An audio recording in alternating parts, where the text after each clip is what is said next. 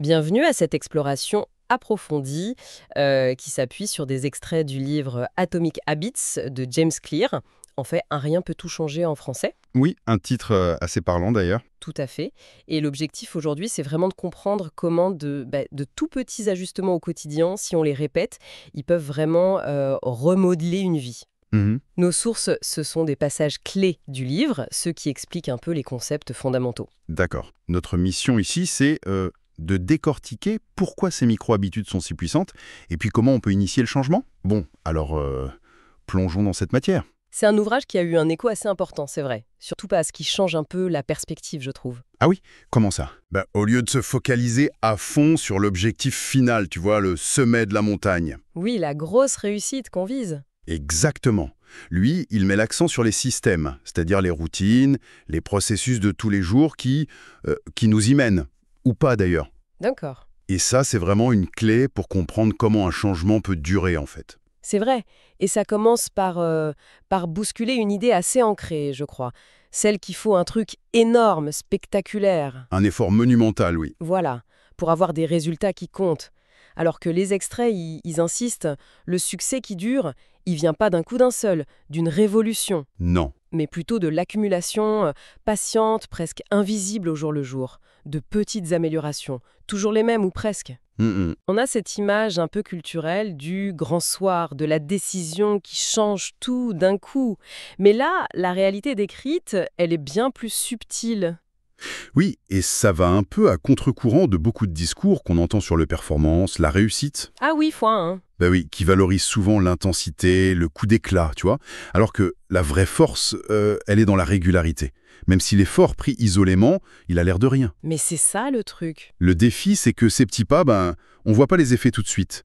Et ça peut être super frustrant. Ça peut nous pousser à laisser tomber. C'est là que ça devient vraiment intéressant et contre-intuitif en fait. L'analogie de l'avion qui est donnée, elle est assez frappante. Ah oui, je vois de laquelle tu parles. Si un avion, sur un long vol, il change sa trajectoire de juste 3 petits degrés, au début, franchement, ça change rien. Personne ne s'en rend compte. Personne. Mais après des milliers de kilomètres, il atterrit plus du tout au même endroit. Carrément dans un autre pays, peut-être. C'est une bonne image. Et c'est une image forte pour nos habitudes, je trouve. Un ajustement minuscule, mais si on le tient sur la durée, il nous emmène vers un avenir radicalement différent. James Clear, il met même un chiffre là-dessus. C'est la fameuse règle du 1%. Oui, Ce qui est fascinant ici, c'est vraiment de saisir cet effet cumulé.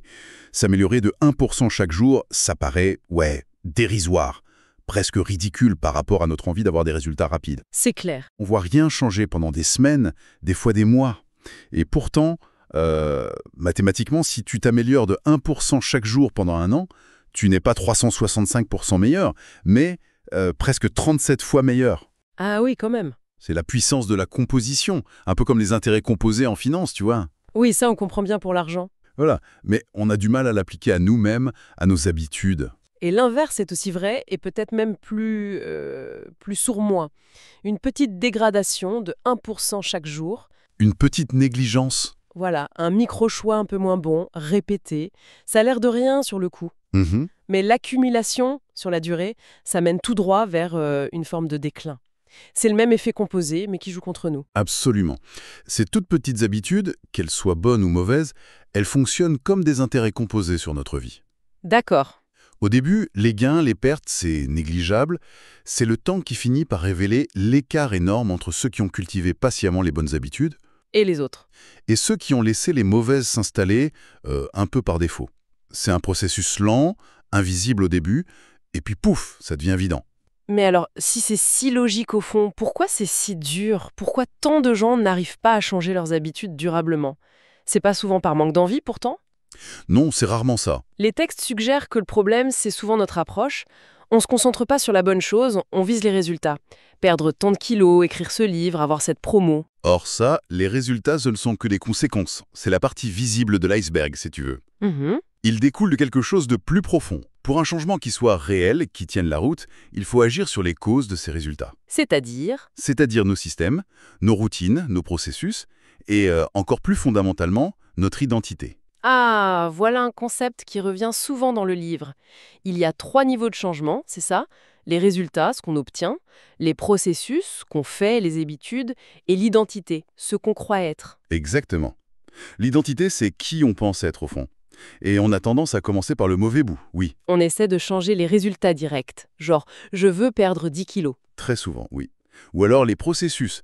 Je vais faire du sport 3 fois par semaine, mais sans questionner l'identité qu'il y a derrière. D'accord. Or, c'est le changement au niveau de l'identité qui est le plus puissant. Si tu essaies de changer une habitude, mais que tu gardes une identité qui va contre, Ça marche pas. c'est comme nager à contre-courant de toi-même. C'est épuisant et ça marche rarement sur le long terme. Est-ce que tu pourrais donner un exemple concret de ça, de ce changement d'identité? Prenons l'objectif courir un marathon. Ça, Ça, c'est un résultat. oui, Le processus, ce serait suivre un plan d'entraînement super strict. d'accord. Mais le changement le plus profond, celui qui va vraiment ancrer la pratique, c'est de passer de quelqu'un qui essaie de courir à quelqu'un qui est un coureur. Ah oui, je vois la nuance. Quand tu t'identifies comme coureur, aller courir, c'est plus une tâche à faire pour atteindre un but lointain. C'est juste être cohérent avec qui tu es. Mhm. Chaque course, c'est comme un vote qui renforce cette identité de coureur. L'exemple du fumeur est pas mal aussi dans les extraits, dire non, merci, j'essaie d'arrêter. Oui, c'est très parlant. Ça maintient l'identité de fumeur en lutte. C'est une position super difficile parce que tu te vois toujours comme quelqu'un qui se prive de quelque chose. C'est ça. La personne, elle se vit comme un fumeur qui résiste à une envie naturelle pour lui. Mais si elle répond « non merci, je ne fume pas C'est différent. », ah bah oui, là, elle affirme une nouvelle identité. Et le comportement « ne pas fumer » devient juste une conséquence logique de cette identité de non-fumeur. La nuance a l'air petite, juste des mots, mais psychologiquement, l'impact doit être énorme. Il est immense, ça recadre complètement comment tu te perçois et ça rend le maintien du comportement beaucoup plus fluide. Naturel presque. Mais est-ce qu'il n'y a pas un risque que ça sonne un peu faux au début? Tu vois, si je commence à peine à courir, je galère après 500 mètres. Si je me dis je suis un coureur, ça peut sembler un peu artificiel, non? C'est une excellente question. Et c'est vrai, au début, il peut y avoir un décalage. L'idée, c'est pas de se mentir à soi-même. D'accord. C'est plutôt de commencer à prouver cette nouvelle identité à soi-même, Comment? par de petites victoires. Ah, Chaque action, même la plus petite, mettre ses chaussures de course, courir juste 2 minutes, c'est un vote pour cette identité qui émerge. je vois. L'objectif, c'est pas de croire aveuglement, mais de construire la croyance par l'action répétée. L'identité, elle se forge par la preuve. D'accord, donc c'est l'action qui construit l'identité, qui elle-même pousse à l'action, c'est une boucle. Le vrai point de départ, c'est de se demander quel type de personne obtient les résultats que je veux. Puis, quelles actions cette personne fait au quotidien. D'accord, je vois. C'est puissant comme idée. Et pour nous aider justement à mettre en place ces actions, ces habitudes qui correspondent à l'identité qu'on veut, James Clear propose un cadre très pragmatique, les 4 lois du changement de comportement. Oui, c'est un modèle simple mais vraiment efficace pour créer de bonnes habitudes et aussi casser les mauvaises. Quelles sont ces 4 lois? Alors, la première, rendre l'habitude évidente, c'est le déclencheur. La deuxième, la rendre attractive, ça c'est l'envie. Mhm. La troisième, la rendre facile, c'est la réponse, l'action elle-même. Et la quatrième, la rendre satisfaisante, ça c'est la récompense. D'accord. Évidente, attractive, facile, satisfaisante. C'est ça. Ça couvre tout le cycle neurologique d'une habitude en fait. Bon, alors, explorons un peu la première loi, rendre l'habitude évidente. Qu'est-ce que ça veut dire concrètement? Ça veut dire d'abord qu'il faut reconnaître l'influence énorme et souvent inconsciente de notre environnement sur ce qu'on fait. Ah oui, Nos habitudes, elles sont très souvent déclenchées par des signaux autour de nous, des signaux visuels ou liés au contexte. L'environnement, c'est pas juste un décor passif, il nous suggère des actions en permanence. le fameux exemple du smartphone posé sur le bureau, c'est ça. Exactement, sa simple présence, juste le fait de le voir, c'est une invitation permanente à le prendre, à le consulter, même sans notif. C'est vrai. Le signal visuel est un déclencheur super puissant pour cette habitude de vérifier son téléphone. Donc, pour rendre une bonne habitude évidente, Il faut rendre son déclencheur le plus visible, le plus évident possible dans notre environnement. Notre cerveau est très sensible aux indices visuels. et inversement, j'imagine, pour une mauvaise habitude. Voilà, il faut rendre son déclencheur invisible ou au moins difficile d'accès. Cacher les gâteaux, éloigner la télécommande, Comme l'exemple inverse qui donnait aussi, mettre un livre sur son oreiller le soir. c'est ça. En le voyant juste avant de dormir, l'idée de lire quelques pages, elle vient plus naturellement. Mhm. On n'a pas besoin d'une volonté de faire, c'est l'environnement qui nous donne un petit coup de pouce, quoi. C'est tout à fait ça. Il s'agit de concevoir son espace, que ce soit la maison ou le bureau, pour que les bons choix soient les plus évidents, les plus faciles. Mais ça ne se limite pas à l'environnement physique, si? Non, rendre l'habitude évidente, c'est aussi clarifier précisément quand et où l'action doit se passer. L'ennemi numéro un ici, c'est le flou, l'intention vague. C'est là qu'intervient cet outil dont il parle, la formule d'implémentation d'intention. Oui, exactement. L'idée, c'est de sortir des trucs genre je devrais faire plus de sport ». Le vœu pieux classique. Voilà, pour définir un plan d'action hyper concret. La structure est toute simple. Je vais, comportement, à heure, dans lieu. D'accord. Ou alors, pour l'intégrer à une routine qui existe déjà, après habitude actuelle, je vais nouvelle habitude. Peux-tu donner un exemple concret? Bien sûr, au lieu de je vais essayer de méditer cette semaine, tu définis après avoir posé ma tasse de café vide le matin sur mon bureau, je vais méditer pendant 2 minutes sur ma chaise. C'est très précis. Ouais. Quand j'enlèverai mes chaussures en rentrant du travail, je mettrai immédiatement mes affaires de sport. C'est une planification ultra spécifique qui court-circuite l'indécision. Et pourquoi cette précision qui peut sembler un peu rigide est si efficace? Si on regarde comment fonctionne notre cerveau, il déteste l'ambiguïté, l'incertitude. D'accord. Une intention vague comme manger plus sainement, ça le laisse face à des dizaines de micro-décisions toute la journée. Et ça épuise nos ressources mentales. Mhm. Alors qu'une intention d'implémentation claire, quand ce sera l'heure du déjeuner au travail, je sortirai la salade que j'ai préparée. Ça élimine le besoin de décider sur le moment. Le cerveau sait exactement quoi faire, quand et où. Ça réduit la charge mentale, en gros. Exactement. Ça réduit la friction mentale et ça rend l'action plus automatique, moins dépendante de notre motivation du moment ou de notre volonté qui fluctue toujours un peu. C'est une sorte de pré-engagement avec soi-même. C'est comme prendre un rendez-vous très clair avec soi-même et le noter dans son agenda mental. D'accord. Il y a une autre stratégie aussi pour rendre les choses évidentes. L'empilement d'habitudes, le habit stacking. Oui, alors ça c'est une autre technique très utile. L'idée, c'est d'utiliser une habitude que tu as déjà, qui est bien ancrée, comme un tremplin pour une nouvelle habitude. Comment ça marche? Tu identifies une action que tu fais déjà tous les jours sans même y penser, te brosser les dents, faire ton café, fermer ton ordi le soir. Les trucs automatiques. Voilà. Et tu viens greffer ta nouvelle petite habitude juste avant ou juste après cette action automatique. Par exemple, après m'être brossé les dents le soir, je vais poser mes vêtements de sport pour le lendemain. C'est ça. C'est exactement ça. Ou, pendant que ma cafetière prépare mon café le matin, je vais faire 10 pompes. Ah oui. La première action sert de signal, de déclencheur automatique pour la seconde. Tout à fait. On utilise le momentum, l'élan d'une routine qui existe déjà. L'habitude qui est déjà là devient le signal évident pour la nouvelle. Malin. Et avec le temps, tu peux même créer des petites chaînes d'habitudes comme ça. Chaque action en déclenche une autre et hop, tu te retrouves avec des routines matinales ou du soir plus structurées, plus bénéfiques, sans avoir l'impression de partir de zéro à chaque fois. Mais qu'est-ce qu'on fait si notre environnement est compliqué à maîtriser? Je pense à un open space bruyant ou une maison un peu chaotique. Ou même si l'habitude qu'on a greffée là, avec l'empilement, elle commence à nous sembler artificielle ou contraignante. Ce sont des défis réels, c'est sûr. Si l'environnement est, disons, hostile à l'habitude, Oui. il faut être un peu plus ingénieux. Essayer de créer des micro-zones de contrôle.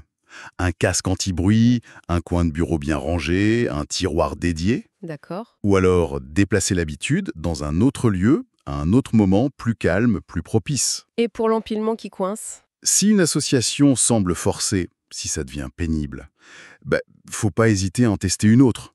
La clé, c'est de trouver un lien logique ou un flux qui semble naturel entre l'ancienne et la nouvelle habitude. Ok. Si faire 10 pompes pendant que le café coule, ça t'agace, peut-être que lire juste une page d'un livre, ça marchera mieux pour toi. Il faut être adaptable. Ce sont des principes, pas des dogmes rigides. Il faut les adapter à soi, à son contexte. D'accord, c'est très clair. Donc, rendre l'habitude évidente, c'est la première étape, elle est cruciale. Mais ce n'est qu'une partie du puzzle, j'imagine. C'est ça. Pour qu'on ait une vue d'ensemble du modèle de Clear, est-ce que tu pourrais nous donner un aperçu rapide des 3 autres lois? Juste le principe de base pour chacune. Commençons par la deuxième, rendre l'habitude attractive. Alors, la deuxième loi, elle s'attaque à l'envie, au désir qui motive l'action. Pour qu'une habitude prenne racine, il faut qu'elle soit désirable. Logique. Une stratégie clé ici, c'est ce qu'il appelle le Temptation Bundling, le regroupement des tentations. En gros, tu associes une action que tu veux faire, écouter ton podcast préféré, regarder une série. Un truc sympa. Voilà. Avec une action que tu dois faire du vélo d'appart, plier le linge. Tu rends l'habitude nécessaire plus attrayante en l'alliant à une récompense immédiate ou à une activité plaisante. Mhm. Il y a aussi l'idée de rejoindre des groupes où le comportement que tu vises est la norme. L'appartenance sociale rend les habitudes du groupe plus attractives pour nous. Oui, le pouvoir du groupe. D'accord. Ensuite, la troisième loi. ... Rendre l'habitude facile. Celle-là, elle concerne la réduction de l'effort, de la friction. Moins une action demande d'effort, plus on a de chances de la faire. C'est simple. Comment on fait ça? Le principe clé, c'est de simplifier au maximum le démarrage. La règle des 2 minutes est parfaite pour ça. C'est quoi, règle des 2 minutes? Toute nouvelle habitude doit commencer par quelque chose qui peut être fait en moins de 2 minutes. Lire une seule page, faire une seule pompe, écrire une seule phrase. L'idée, c'est d'automatiser le fait de commencer. Ah, juste démarrer. Exactement. Et puis optimiser l'environnement, c'est crucial ici aussi. Préparer ses affaires de sport la veille, couper les légumes à l'avance. Tout ce qui peut éliminer les obstacles entre toi et l'action. Rendre les choses fluides. Très concret. Et enfin, la quatrième loi. Rendre l'habitude satisfaisante. Oui, la dernière loi, elle boucle la boucle de l'habitude. Elle s'assure que l'expérience est gratifiante. Notre cerveau est programmé pour répéter les actions qui apportent une satisfaction immédiate. Le problème, c'est que beaucoup de bonnes habitudes n'ont pas de récompense immédiate. Exactement. Le sport, manger sainement, la récompense est différée, parfois de beaucoup, donc il faut trouver des moyens de créer une satisfaction tout de suite. Comment? Le suivi d'habitude, le habit tracking par exemple, le simple fait de cocher une case sur un calendrier, ça donne un petit sentiment d'accomplissement immédiat. Ah oui, c'est vrai. Des petites récompenses aussi qui ne contredisent pas l'objectif, bien sûr, après avoir fait l'habitude. Ça peut marcher. L'important, c'est que le cerveau associe l'habitude à une sensation positive, là, maintenant. Merci pour cet aperçu rapide, mais très éclairant des 4 lois. Ça donne une vision plus complète du système. Mhm. Et pour revenir à l'image du début, si on se concentre sur l'identité et qu'on utilise ces 4 lois pour modeler nos actions, on travaille en fait sur les racines invisibles de l'arbre, on parlait les sources. C'est une excellente métaphore, oui. On ne voit pas les racines comme on ne mesure pas l'impact au jour le jour d'une micro-habitude. C'est ça. Mais ce sont elles qui ancrent l'arbre, qui le nourrissent et qui déterminent sa croissance, sa solidité future. En rendant les bonnes habitudes évidentes, attractives, faciles et satisfaisantes, on cultive activement ces racines-là. Alors, qu'est-ce que tout ça signifie au fond? Ce que je retiens, c'est d'abord une sorte de réhabilitation de la patience et de la constance face à la culture de l'immédiateté, quoi. Oui, tout à fait. La transformation profonde, elle vient pas d'un coup de baguette magique, mais de l'accumulation de ces fameux 1% d'amélioration. C'est ça. Ensuite, que le levier le plus puissant, c'est peut-être de commencer par définir qui on veut devenir. Parce que nos actions auront tendance à suivre cette identité qu'on choisit et qu'on cultive. Et enfin, que le cadre des 4 lois, c'est une boîte à outils super concrète pour transformer cette identité en action de tous les jours, en commençant par rendre le premier pas, le déclencheur, absolument évident. C'est une très bonne synthèse. Et ça amène peut-être à une réflexion finale. Je t'écoute. L'idée la plus libératrice, peut-être, c'est que le grand changement, il ne demande pas une révolution personnelle demain matin. Il ne demande pas non plus une volonté surhumaine. Non. Non. Il demande plutôt le choix, là, aujourd'hui, de planter une minuscule graine d'habitude. Une action tellement petite, tellement évidente dans son contexte, qu'il devient presque plus difficile de ne pas la faire que de la faire. Donc la question à méditer, c'est peut-être pas comment je vais révolutionner ma vie, mais plutôt quelle est la plus petite graine, l'ajustement le plus évident, le plus simple que je pourrais intégrer dans ma journée là, dès maintenant. Bonjour et bienvenue. Aujourd'hui, on s'attaque à un défi universel, j'ai l'impression. Comment on fait pour que les bonnes habitudes, celles qu'on veut vraiment adopter, qu'elles restent? Qu'elle s'installe pour de bon dans nos vies. Oui, c'est la grande question. Et on va explorer ça en se penchant sur 2 principes vraiment fondamentaux tirés des réflexions de James Clear. Comment rendre une habitude, d'une part, attractive et d'autre part, comment la rendre super facile à mettre en place. C'est un sujet passionnant, oui. Et pour ceux qui nous suivent, on avait déjà un peu parlé la dernière fois de l'importance des tout petits pas, des micro-changements et aussi de rendre les déclencheurs visibles dans notre environnement. Exactement. C'était la base, en quelque sorte. Voilà. Et aujourd'hui, on creuse 2 autres piliers qui sont essentiels dans son système. C'est ça. L'idée, c'est de voir comment on peut, comment dire, pas lutter contre nous-mêmes, mais plutôt jouer avec notre propre psychologie. Mhm. Comment faire pour que faire du sport, lire plus, manger mieux, que ça ne devienne pas juste un truc qu'on devrait faire, mais un truc qu'on a envie de faire. Et aussi que ce soit si simple à commencer qu'on ait presque plus d'excuses pour pas s'y mettre. Trouver les bons leviers, en somme. Voilà. On va décortiquer tout ça en s'appuyant sur les extraits qu'on a sous les yeux. Ok. Alors, allons-y. On attaque avec la deuxième loi. Rendre l'habitude attractive. D'accord. Le point de départ, il a l'air simple, hein. On est naturellement attiré par ce qui nous fait plaisir et on a tendance à fuir ce qui est désagréable, la douleur. Logique. Le bâton et la carotte, en quelque sorte. C'est un peu ça, mais là où ça devient vraiment puissant, c'est l'idée que nos désirs, ils sont pas gravés dans le marbre. On peut les modeler, les réorienter. C'est pas juste une question de volonté pure et dure. Absolument. Et ce qui est fascinant là-dedans, c'est de voir à quel point notre perception, notre regard subjectif, change absolument tout. Comment ça? Pourquoi une même activité, prenons l'exercice physique, ça peut être revu comme une vraie torture par quelqu'un? Ah oui, d'accord, mais voilà. Et pour une autre personne, c'est une source de joie, de bien-être intense. Les sources insistent là-dessus. C'est pas une différence de discipline innée, non. C'est l'association mentale qu'on crée autour de cette activité. D'accord. Si on ne voit que la sueur, l'effort, la contrainte, forcément on fuit. Mais si on arrive à l'associer à autre chose, la libération du stress, le bien-être qu'on ressent après, un moment juste pour soi, ou même le côté sympa d'une séance en groupe, là ça change tout. Exactement. L'attraction commence à naître. C'est la perception qui change. Et pour cultiver cette attraction, il y a une technique assez maligne qui est décrite. La tentation par association. On entend parfois temptation bundling en anglais. Oui, c'est une technique assez connue. Le mécanisme est plutôt simple en fait. On associe en couple une action qu'on veut faire, la nouvelle habitude, avec une action qu'on aime déjà faire. C'est un peu comme, je sais pas, glisser des légumes dans le plat préféré des enfants. C'est une bonne image, oui.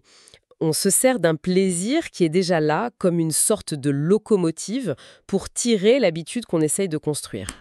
L'idée, c'est vraiment de créer une sorte de rituel où l'habitude qu'on vise devient en fait la porte d'entrée vers une récompense immédiate qu'on apprécie déjà. Et les exemples donnés sont très parlants. Le classique, on s'autorise à regarder sa série préférée sur Netflix, mais seulement pendant qu'on fait du vélo d'appartement. Voilà. Du coup, le plaisir de la série rend l'effort du vélo plus acceptable, voire même désirable parce qu'on l'attend. Tout à fait. Ou un autre exemple, réserver ce café super bon qu'on adore, là le petit plaisir, Oui. uniquement pour le moment où on s'installe pour lire ce livre un peu sérieux de développement personnel par exemple. Le cerveau fait le lien. Ah, lecture égale ce bon café. Et l'habitude elle-même, elle commence à être teintée de ce plaisir qu'on anticipe. Ça fonctionne parce que ça joue sur notre besoin de récompense immédiate. C'est ça le truc. Beaucoup de bonnes habitudes, le sport, la lecture, apprendre quelque chose, les bénéfices, ils sont souvent sur le long terme, ils sont différés. C'est vrai. Alors que les tentations, elles, les réseaux sociaux, la malbouffe, etc., elles offrent une gratification tout de suite, maintenant. Donc cette technique, elle court-circuite un peu ce décalage, elle lie l'habitude bénéfique à un plaisir immédiat. Mais ça soulève une question, non? Est-ce qu'il n'y a pas un risque que le plaisir initial, la série par exemple, soit un peu gâché par l'association à l'effort? Si Netflix devienne synonyme de devoir pédaler comme un forçat. C'est une bonne question, ça. Les sources n'en parlent pas directement. Mais on peut imaginer que l'idée, c'est que l'anticipation du plaisir global, la série par exemple, plus le sentiment de bien-être après l'effort, finit par l'emporter. Et peut-être que ça marche pas pour tout le monde ou pour toutes les habitudes. Mais le principe reste tel, lier consciemment l'habitude à une expérience positive. Et il y a une autre force d'attraction, peut-être même encore plus puissante, qui est mise en avant, c'est l'influence du groupe social, de la culture ambiante. Ah oui, ça... On est des êtres sociaux, c'est fondamental. Notre désir d'appartenir, d'être accepté, d'être valorisé par notre tribu, il est super ancré en nous. Et le mimétisme social, cette tendance qu'on a à imiter les comportements des gens autour de nous, c'est un levier énorme. Ah oui, ça c'est clair. Si on veut se mettre à courir, le conseil très pragmatique qui est donné, c'est trouver des coureurs. Bah oui, rejoignez un club, allez courir avec des amis qui le font déjà. C'est pareil pour la lecture. Intégrer un club de lecture, fréquenter des gens pour qui lire, c'est normal, c'est valorisé.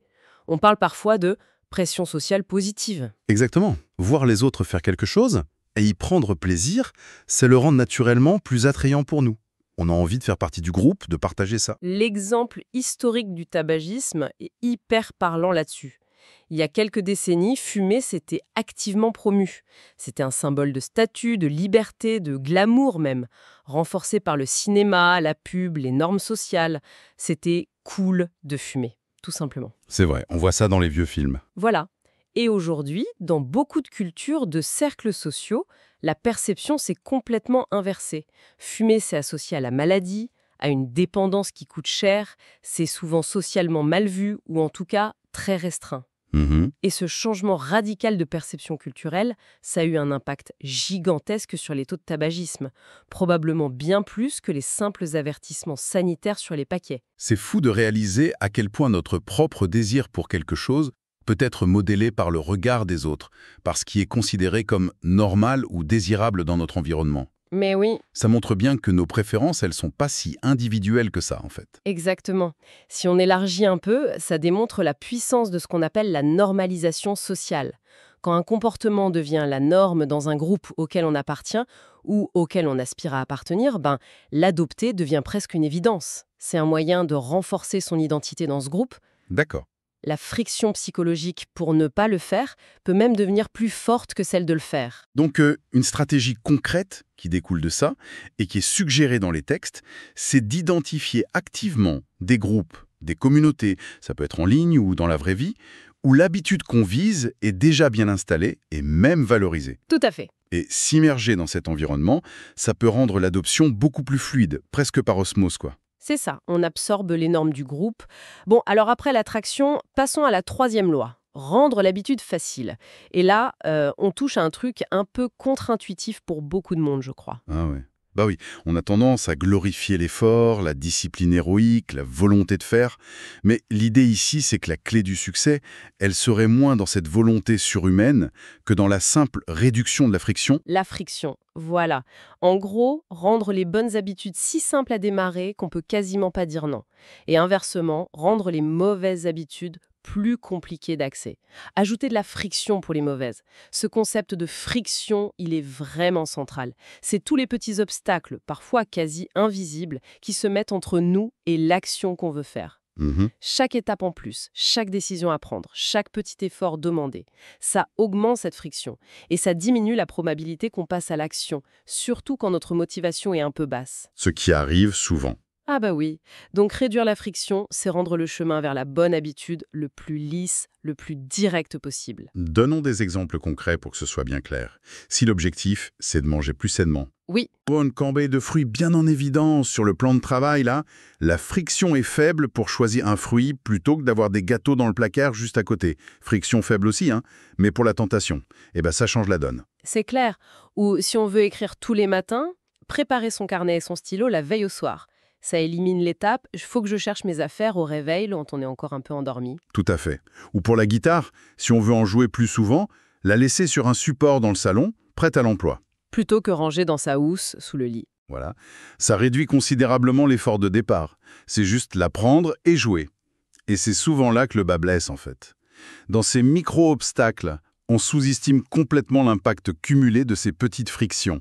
Le simple fait de devoir sortir la guitare de sa housse, ça peut suffire, un jour où on est moins motivé, à nous faire laisser tomber. C'est fou, mais c'est vrai. Donc, simplifier son environnement immédiat, c'est une stratégie, mais hyper efficace. Et pour attaquer de front cette inertie du démarrage, il y a cette fameuse règle des 2 minutes.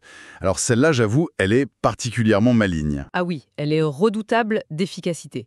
Le principe est d'une simplicité déconcertante. Toute nouvelle habitude doit commencer par une action qui prend moins de 2 minutes. L'idée derrière ça, c'est de se focaliser non pas sur l'objectif final, qui peut paraître énorme, mais sur le tout premier pas, et de le rendre ridiculement facile. Ça court-circuite la tendance de notre cerveau à anticiper tout l'effort en venir et à se sentir découragé avant même d'avoir commencé. Prenons des exemples concrets. L'objectif final, c'est, disons, courir 30 minutes 3 fois par semaine. Ok, un objectif classique. La version 2 minutes, ce serait quoi? Ce serait mettre mes chaussures de course et sortir sur le pas de la porte. C'est tout. Juste ça. Ou bien, objectif, lire un livre par semaine. Version 2 minutes, lire une page.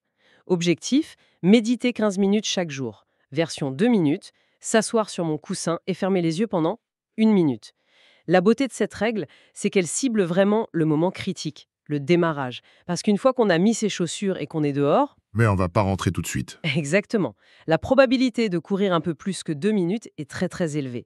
Une fois qu'on a ouvert le livre et lu une page, c'est fréquent de continuer un peu, de lire un paragraphe, voire plus. C'est vrai. Ces 2 premières minutes, c'est pas l'objectif final, c'est un rituel de démarrage.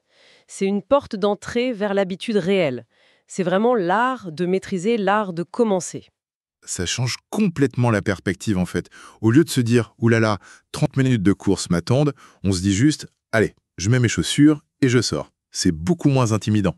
On pirate notre propre résistance au changement, oui. Exactement.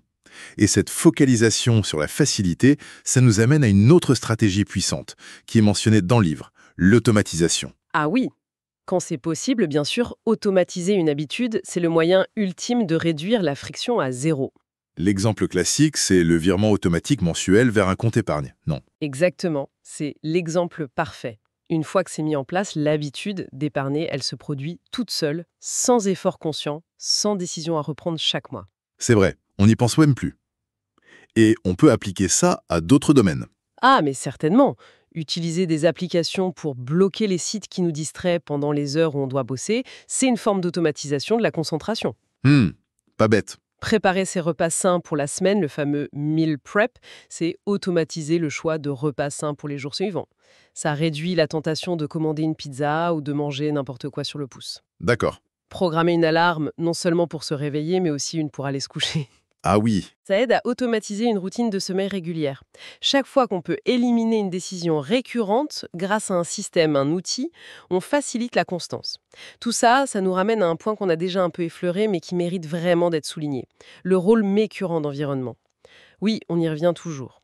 Les sources le disent clairement. L'environnement est souvent plus fort que notre seule volonté. L'exemple du smartphone est parfait pour ça. S'il est là, sur le bureau, à vibrer, à s'allumer, la tentation de le prendre est quasi permanente. Exactement. Et ça demande un effort constant pour résister. Alors que si on prend la décision simple mais consciente de le laisser dans une autre pièce pendant qu'on travaille, On introduit de la friction. Voilà. Une friction significative. Faut se lever, marcher, etc. Et ça rend la distraction beaucoup moins probable. On ne lutte plus contre la tentation minute après minute. On a modifié l'environnement pour qu'il travaille pour nous et pas contre nous. Et l'inverse est tout aussi vrai pour les bonnes habitudes. Il faut rendre les indices, les déclencheurs de ces habitudes, aussi visibles et accessibles que possible. transformer notre espace de vie, notre espace de travail, en un allié silencieux qui nous pousse subtilement dans la bonne direction. Exactement. C'est du design comportemental appliqué à soi-même, en fait. Les exemples sont simples, mais ils marchent. On veut boire plus d'eau, une bouteille pleine sur le bureau, Voilà. Manger plus de fruits, la corbeille visible au centre de la cuisine, lire avant de dormir, le livre posé sur l'oreiller dès le matin. méditer. Le coussin de méditation visible dans un coin tranquille. L'environnement devient un ensemble de rappels, de facilitateurs. Ce qui m'amène à un autre point clé, qui est presque un soulagement quand on le comprend bien, l'importance de la constance sur l'intensité. Ah oui, ça c'est fondamental. Et libérateur, je trouve. Carrément. On est souvent obsédé par l'idée qu'il faut faire de grands efforts, des sessions héroïques pour avoir des résultats. Se lancer dans un régime hyper strict, faire des séances de sport jusqu'à l'épuisement, des nuits blanches pour finir un projet. Cette approche tout ou rien, elle est souvent contre-productive pour les habitudes qu'on veut garder sur le long terme. L'intensité, c'est dur à maintenir. Ça mène à l'épuisement et souvent à l'abandon. Mhm. Les sources insistent vraiment. La clé, la vraie clé, c'est la régularité. Même si les actions sont modestes au début. C'est la répétition qui forge l'habitude dans le cerveau. C'est ça. Faire 10 pompes tous les jours, sans exception, ça construit une base plus solide pour être en forme sur le long terme qu'une séance monstrueuse une fois par mois, le jour où on est super motivé.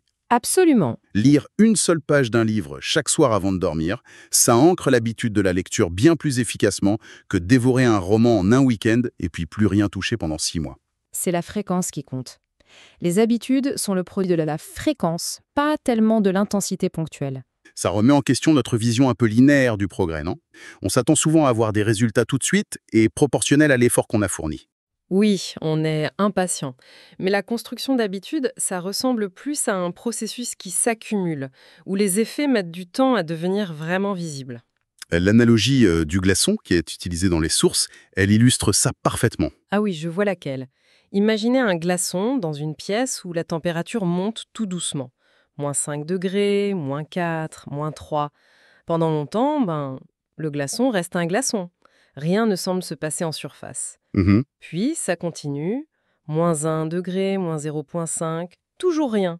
Et soudain, hop, à 0 degré Celsius, le point de bascule est atteint. Et là, le glaçon commence à fondre. Et ce qui est crucial de comprendre, c'est que ce n'est pas ce dernier demi-degré qui a fait tout le travail. C'est l'accumulation de tous les degrés précédents, de toute cette énergie ajoutée petit à petit, invisiblement, qui a permis la transformation finale. C'est une super image. Et nos habitudes, elles fonctionnent pareil. Chaque petite répétition, chaque micro-action, même si elle paraît insignifiante sur le moment, elle construit quelque chose. Elle renforce des connexions dans notre cerveau et elle façonne notre identité petit à petit. Elle chauffe le glaçon, en quelque sorte. C'est ça. Et un jour, l'accumulation de tous ces petits efforts atteint un seuil critique. Et là, le changement devient visible, tangible. On voit enfin le résultat. C'est une image puissante parce qu'elle nous invite à faire confiance au processus, même quand on ne voit pas encore les résultats concrets. Persévérer dans les petites actions quotidiennes, c'est comme continuer à chauffer le glaçon, même si on ne le voit pas encore fondre. Faut juste continuer. Exactement. Il faut essayer de détacher l'action quotidienne de l'attente d'un résultat immédiat. La récompense, elle est aussi dans la constance elle-même, dans le fait de voter pour le type de personne qu'on veut devenir, à travers ces petites actions répétées jour après jour. Alors, si on essaie de synthétiser un peu tout ça, pour qu'une bonne habitude s'installe et dure, les sources nous disent qu'il faut agir sur plusieurs leviers en même temps. D'abord, la rendre attractive. Oui, en l'alliant à un plaisir ou en s'entourant de gens pour qui c'est normal et désirable. L'influence sociale. Ensuite, et ça c'est fondamental, la rendre incroyablement facile à démarrer. Oui, ça passe par chasser les moindres frictions, simplifier l'environnement au maximum et utiliser cette fameuse règle des 2 minutes pour battre l'inertie du début. Et l'automatisation quand c'est possible. C'est de viser la constance avant l'intensité. Absolument. Accepter que les petits pas, répétés chaque jour, sont le vrai moteur du changement sur le long terme. Bien plus que les efforts héroïques, mais qui ne durent pas. C'est l'accumulation qui fait la différence. C'est ça. Et il ne faut pas voir ces lois comme des techniques séparées, mais vraiment comme les pièces d'un système qui fonctionnent ensemble. C'est en agissant sur l'attractivité et la facilité, tout en maintenant la régularité, qu'on crée un environnement, un cadre, où les bonnes habitudes peuvent éclore et se renforcer, presque naturellement. Moins dépendant de notre seule force de volonté qui, on le sait, monte et descend. Exactement, c'est une ressource limitée et fluctuante. Il faut construire un système qui nous soutient. Voilà une exploration assez dense de ces deuxième et troisième lois. Rendre les choses désirables, simples et persévérer. Ça paraît logique quand on le dit, mais le mettre en pratique, ça demande de repenser un peu notre approche de l'effort, du progrès. C'est un changement de perspective, oui. Assez profond même. Tout à fait. Et peut-être pour laisser nos auditeurs avec une piste de réflexion concrète, une petite expérience à tenter. Juste pour voir, en écho à tout ce qu'on vient de dire sur la facilité, sur la réduction de la friction, Oui. quelle pourrait être la toute petite chose, le micro-obstacle presque invisible qu'il serait possible d'éliminer dès aujourd'hui, là, maintenant, en quelques minutes, pour rendre le tout premier pas vers une habitude ou un objectif important juste un tout petit peu plus facile. Intéressant comme question. Parfois, juste identifier et supprimer cette toute première friction, même si elle paraît minuscule, ça peut débloquer tout le reste du processus. C'est peut-être par là qu'il faut commencer. Sarvan. Le fameux plateau. Voilà. Le but, c'est de donner des clés concrètes pour un changement qui tienne la route. On parlera aussi des systèmes versus les objectifs, et puis comment on se débarrasse des mauvaises habitudes. Ça aussi, c'est important. Parfait. Alors, commençons par ça. La 4e loi, rendre l'habitude satisfaisante. C'est vrai que ça peut paraître un peu bizarre. On pense effort, discipline, pas forcément plaisir immédiat pour les bonnes habitudes. Mais oui, mais c'est là qu'intervient notre biologie, en fait. Notre cerveau, il est, comment dire, il est programmé pour chercher la récompense tout de suite, maintenant. Ah oui, C'est un héritage de notre évolution, hein. Nos ancêtres, ceux qui réagissaient vite à une récompense, trouvaient à manger, un abri, ils survivaient mieux tout simplement. Donc ce biais pour l'immédiateté, il est très très ancré en nous. et ce vieux câblage, il nous joue des tours aujourd'hui, quoi. Les habitudes qu'on n'aime pas trop, le paquet de gâteaux devant la télé, scroller sans fin sur les réseaux, ça donne souvent ce petit plaisir instantané, alors que le coût réel, la santé, le temps perdu, ça vient plus tard. Du coup, sur le moment, c'est moins fort. C'est exactement ça. Et à l'inverse, les bonnes habitudes, faire du sport, méditer, apprendre quelque chose, mettre de l'argent de côté, ça demande souvent un effort au début, ou un petit inconfort. Oui. Et la récompense, elle est lointaine, parfois même un peu abstraite. L'effort, c'est maintenant, le bénéfice, c'est pour plus tard. Et le cerveau, lui, il préfère le tout de suite. C'est un vrai paradoxe dans notre monde moderne. D'où l'idée, si je comprends bien ce que disaient les sources, de pirater un peu ce système. Trouver un moyen d'avoir une dose de satisfaction juste après avoir fait l'action qu'on veut encourager. Pas juste se dire « allez, courage, ça paiera plus tard ». C'est ça. Il faut injecter de la satisfaction immédiate. Une des méthodes clés, c'est le renforcement positif. Tout de suite après l'habitude. Associer l'action à une petite récompense agréable. Concrètement, ça donne quoi si je veux faire du sport régulièrement ? D'accord. Ça, par exemple, écouter un podcast que tu adores, mais seulement pendant ta séance. Ou alors prendre une douche bien chaude, relaxante, juste après.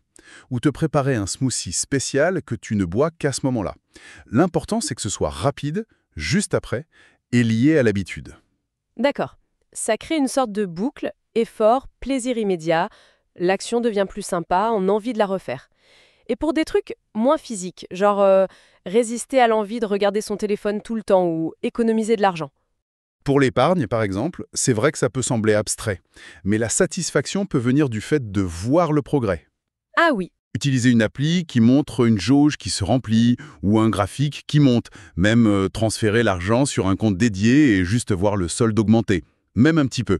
Ce retour visuel, c'est immédiat, ça rend le truc concret et ça donne une petite satisfaction. Ça renforce le comportement. d'accord. Et d'ailleurs, c'est le même principe derrière une autre technique qui marche super bien, le suivi d'habitude. Le habit tracking. Ah oui, le fameux calendrier où on coche les jours. Mettre une croix. Ça a l'air tellement simple, presque enfantin. Pourquoi ça marche si bien ce truc? Alors, il y a plusieurs raisons psychologiques. D'abord, ça rend le progrès visible. Une habitude, c'est souvent un peu invisible au quotidien, mais la croix, la coche, c'est la preuve. Aujourd'hui, j'ai fait. Ensuite, ça joue sur notre envie de vivre, de finir les choses.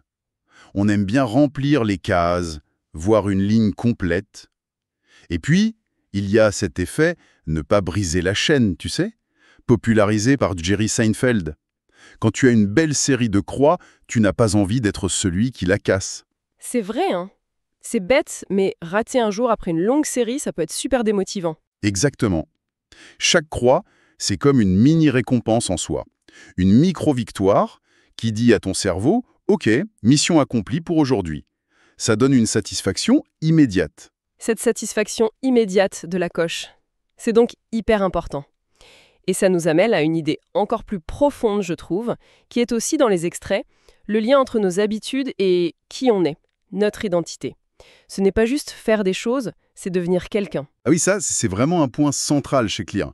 L'idée forte, c'est que chaque habitude qu'on réalise, c'est comme si on votait pour le type de personne qu'on veut être. C'est pas un changement brutal, c'est une accumulation de preuves, jour après jour. Donc si je comprends bien, si je lis, mettons, juste 10 pages tous les soirs, je ne fais pas que lire, je vote pour devenir une lectrice. C'est ça. Si je prépare mes repas sains pour la semaine, je vote pour être quelqu'un qui fait attention à sa santé. Si je prends 5 minutes pour organiser ma journée, je vote pour être quelqu'un d'organisé. C'est puissant comme façon de voir les choses. Oui, c'est très puissant, parce que ça change le focus. On ne se concentre plus seulement sur le résultat final, mais sur le processus et sur l'être. Et surtout, ça intègre l'idée qu'on n'est pas parfait. Rater un vote un jour, ça n'annule pas tout. Ah, important ça. C'est la tendance générale qui compte. Les sources insistaient là-dessus. Pas besoin d'être à 100%. Chaque action positive, c'est une preuve de plus qui renforce cette nouvelle image de soi. Et à force de voter encore et encore pour une certaine identité, on finit par l'incarner. Pas besoin de courir un marathon pour se sentir coureur, hein. Non, c'est vrai. Il suffit de courir régulièrement, même pas longtemps. C'est l'acte répété qui change la perception qu'on a de soi-même. Ça me parle plus, je crois, que de se fixer juste des objectifs. Un objectif, quand on l'atteint, si on l'atteint, ça peut laisser un vide après. Genre, j'ai perdu mes 10 kilos, et maintenant? Alors que si je me vois comme une personne active, qui mange sainement, les actions, elles continuent plus naturellement, non? C'est tout l'avantage, oui. L'objectif y donne la direction. Mais l'identité, elle fournit le moteur sur le long terme. Les actions deviennent une façon d'affirmer qui on est. On agit en accord avec l'image qu'on a de soi. Bon, ceci dit, ça demande un peu de foi au début, cette approche. Oui, j'allais y venir. Parce qu'on vote, on coche nos cases. Mais les résultats concrets, eux, ils ne sont pas toujours là tout de suite. On fait du sport, mais la balance bouge pas pendant des semaines. On écrit tous les jours, mais on a l'impression que le livre n'avance pas. On met de côté, mais la somme paraît ridicule. C'est là qu'on a envie de tout laisser tomber, non? Ce décalage effort-résultat visible. Tout à fait. C'est un moment critique. Les sources appellent ça le plateau du potentiel latent. C'est cette phase où, en fait, les efforts s'accumulent, mais en silence, sans résultat visible immédiatement. L'analogie du glaçon est assez parlante, je trouve. Ah oui, raconte. Imagine une pièce très froide. La température passe de -5 à -4, puis -3, -2, -1 degré. À chaque degré gagné, on fournit de l'énergie, de la chaleur. Mais le glaçon, il reste un glaçon. On a l'impression qu'il ne se passe rien. D'accord, et puis? Et puis on arrive à 0 degré. Et là, paf, la moindre petite augmentation de température en plus, et le glaçon commence à fondre. Tout le travail invisible d'avant, toute cette énergie accumulée, elle se manifeste enfin de manière visible. Je vois. Donc, les efforts n'étaient pas perdus, ils construisaient quelque chose, en potentiel. Exactement. Ils augmentaient ce potentiel latent. Chaque séance de sport, chaque page écrite, chaque euro mis de côté, ça construit ce potentiel. Comprendre ça, c'est crucial pour tenir bon quand on est frustré. Le succès, c'est rarement linéaire.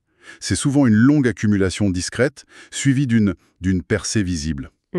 L'écrivain qui voit enfin son manuscrit prendre forme, le musicien qui maîtrise soudain le morceau difficile, celui qui apprend une langue et qui arrive enfin à avoir une conversation. C'est le résultat différé de la constance. Cette idée de constance, de processus, ça m'amène à une autre distinction importante. Système contre objectif. On est souvent obsédé par les objectifs, non? Je veux cette promotion, je veux courir ce semi-marathon, je veux gagner plus d'argent. Oui, les objectifs, c'est bien, ça donne une direction, une cible, mais ce sont les systèmes, c'est-à-dire les routines, les processus, les habitudes qu'on met en place au quotidien qui déterminent si on va vraiment atteindre cette cible. Et surtout, si on va pouvoir maintenir les résultats après. Ah oui, c'est intéressant ça. Ce sont leurs systèmes. Donc, si je veux une maison propre, c'est l'objectif. Mais mettre en place un système où je range 15 minutes tous les soirs et où je fais une tâche ménagère précise chaque jour, ça, c'est le système qui produit le résultat sur la durée. C'est exactement ça. Vouloir être bien informé, c'est l'objectif. Avoir un système où je lis des sources fiables 30 minutes chaque matin, c'est le système. Tout à fait. Et se focaliser uniquement sur l'objectif peut même être contre-productif si on oublie le système. On peut être super motivé au début, mais si on n'a pas un processus fiable pour avancer, l'énergie s'épuise vite. Oui, c'est vrai. Alors qu'en se concentrant sur l'amélioration du système jour après jour, comment rendre mon entraînement plus régulier, comment écrire de façon plus systématique, comment mieux gérer mon temps, les résultats finissent par arriver, presque comme une conséquence logique. Finalement, la qualité de notre vie dépend moins de la hauteur de nos ambitions que de la solidité de nos systèmes quotidiens. C'est une sacrée remise en perspective.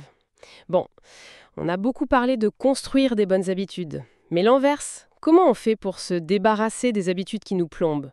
Les sources proposent une sorte d'approche en miroir, c'est ça? Exactement.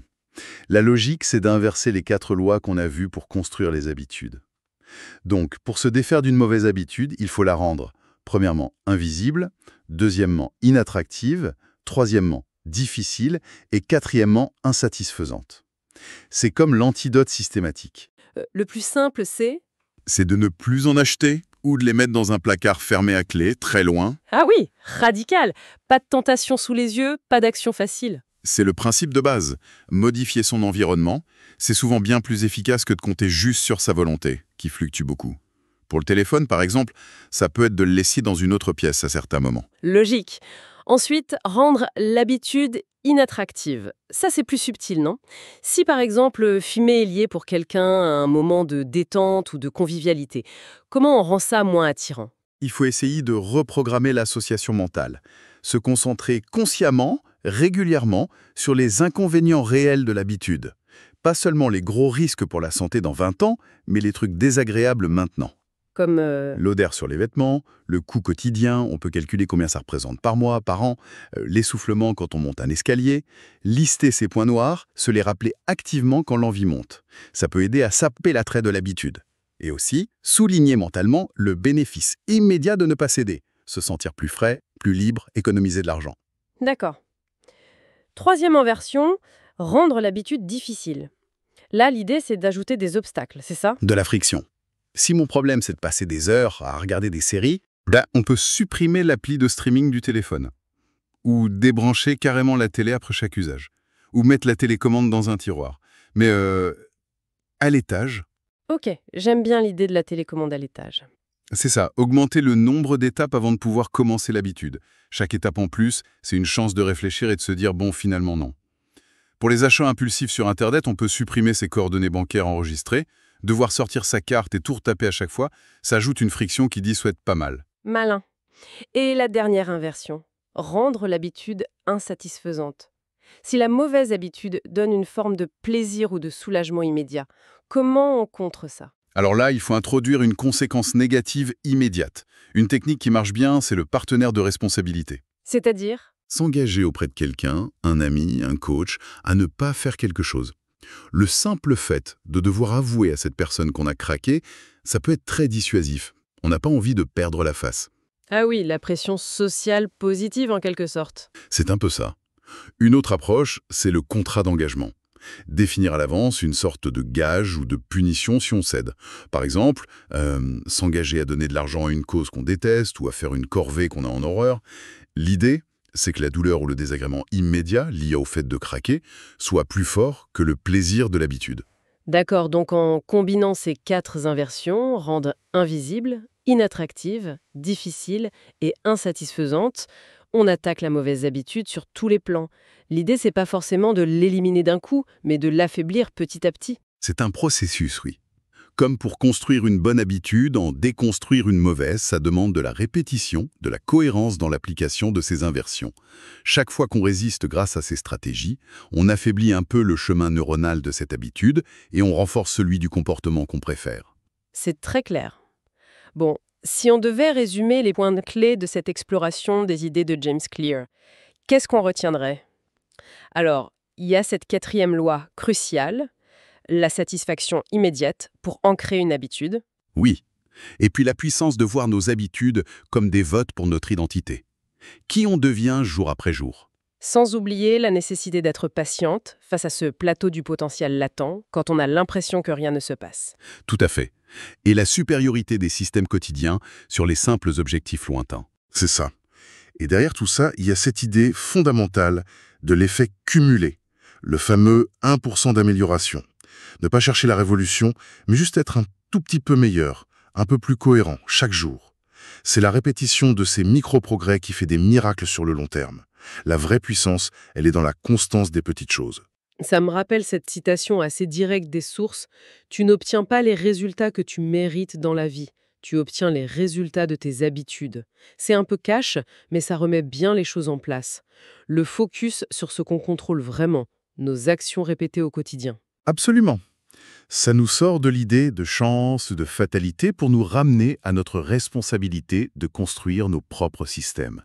Et peut-être pour laisser une dernière pensée qui boucle avec l'idée d'identité, si chaque action est un vote, alors, au fond, pour qui ou pourquoi vote-t-on chaque jour, à travers nos habitudes? Quelle personne est-on en train de façonner vote après vote?